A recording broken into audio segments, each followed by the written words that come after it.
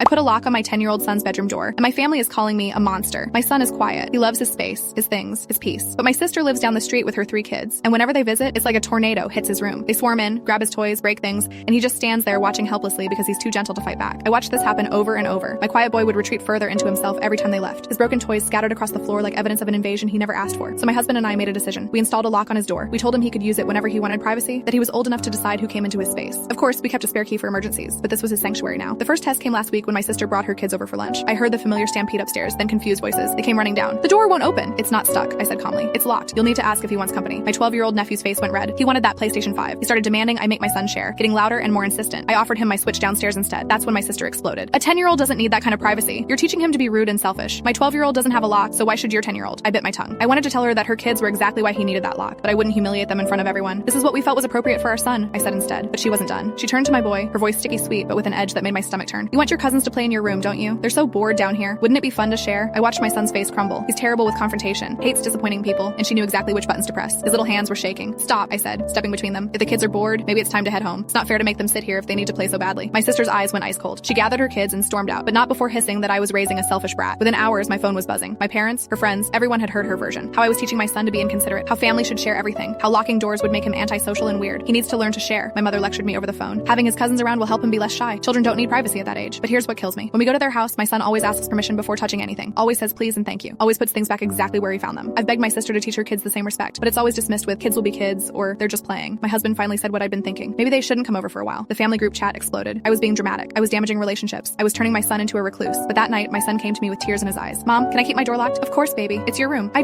like my things the way I leave them, and I like quiet time. Is that okay? I held him tight. This sweet, gentle boy who thinks wanting basic respect for his belongings makes him selfish. That's more than okay. That's perfect. The next morning, my sister showed up unannounced. She walked straight upstairs with her kids trailing behind, expecting the usual free-for-all. But this time, they found a locked door and a boy who finally had the power to say no.